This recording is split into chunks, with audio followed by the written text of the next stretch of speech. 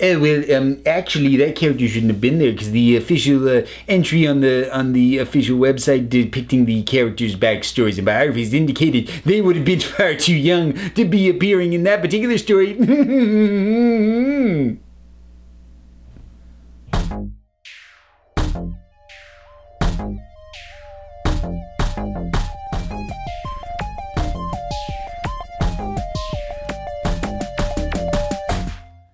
So, another one of those topics where, I don't know, just seeing enough things that I'm like, I just need to address why I don't address something. So, plot holes.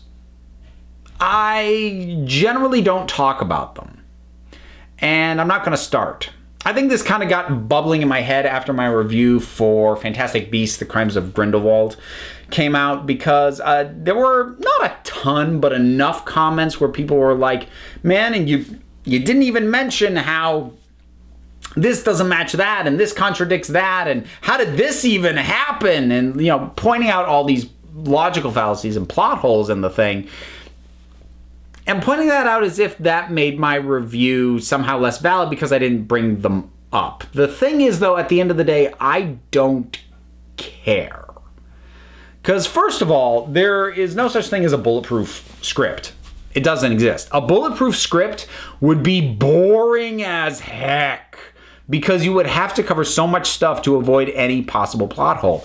A good film is a film that you either don't notice the holes while you're watching it, or if you do, you don't care. I think a classic example of this is the original Jurassic Park. So it's the whole iconic thing here. Because in the storm, the T-Rex busts out, that whole thing. What's going on with the ground in the T-Rex paddock? Because the T-Rex, the fence comes down, and the T-Rex strolls over, and then later, a Jeep is getting pushed through the hole in the fence, and on the other side is a sheer drop. Did the T-Rex levitate to get there? Did the ground suddenly open up out of nowhere? Like, what is going on? There's no way there would have been that kind of drop-off just for safety reasons, if nothing else. How did that get there? Nobody asked.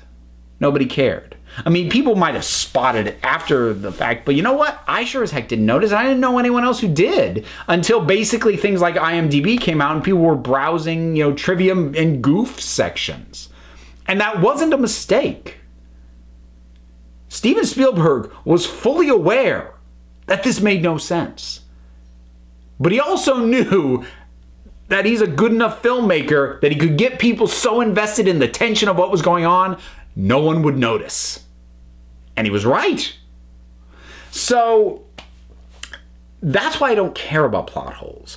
Because good craft makes plot holes irrelevant. The only time I ever care about a plot hole is if it is so glaring that it takes me out of the movie while I'm watching it.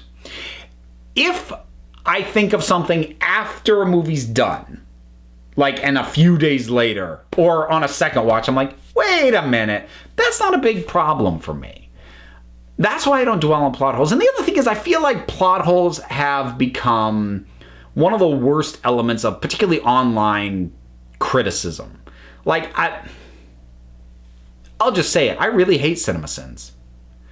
And what I hate about plot hole pointing out is not that I think it's inherently wrong to point out these things. I think, honestly, there's potentially value to be learned in, you know, seeing where there are issues and holes and seeing how good films work around them or cover them up and how bad films fail to do that. But that's not how anyone really presents plot holes. They present them as this snarky, we're so much smarter than the filmmakers because we thought of this and they didn't think of this. And like, I have no interest in trying to prove myself smarter than a writer or director. I am interested in, was I engaged by this story? Was I wrapped up in these characters? Did I care? Did the stakes matter to me? Not, well, wait a minute, how did that, when did that character find out this information that they just, I don't care. I don't. Again, I only care about a plot hole when it is so big and so glaring that it yanks me out of the story on a first watch. Otherwise, as far as I'm concerned, it's not a plot hole to my definition. My definition of a plot hole is something that breaks the movie while you're watching it, not something that you have to sit down with a chart to catalog in order to get all the things on. And if these sorts of plot holes that I'm talking about, if they do actually take you out of the movie, if smaller misses take you out of a movie, whereas I gloss over them, cool. Then that is an immersion-breaking plot hole for you. And your standard for what pulls you out of the movie is probably different than mine is. But the simple existence of things that don't 100% line up and make total sense from start to finish is not an evidence of a movie being bad or flawed or of whoever found it being smart. It's a reality of storytelling. You make leaps, and you do it for the sake of a good story. Because that sequence in Jurassic Park is awesome. It's great storytelling. It's amazing tension. It's so good. And if we cared about plot holes more than we cared about story feel and engagement and entertainment, we wouldn't have that scene. So I'm not going to go so far as to say plot holes don't matter, like at all, or that, you know, we should forgive massive glaring plot holes. Again, you'll make your own call about how big a plot hole needs to be that it pulls you out of something. But for me, if everything else is working, plot holes don't matter. And if the rest of it isn't working, the lack of plot holes wouldn't suddenly make it a better movie. Plot holes are just a reality of storytelling. They just are. And a good storyteller knows how to cover them up, work around them, get you to not notice or not care.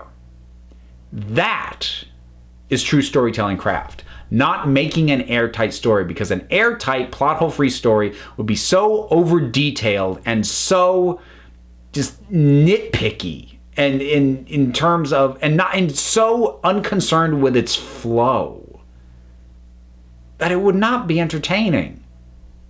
And that's why I don't talk about plot holes when I do my reviews of stuff. And I'm not going to start talking about plot holes when I do my reviews of stuff.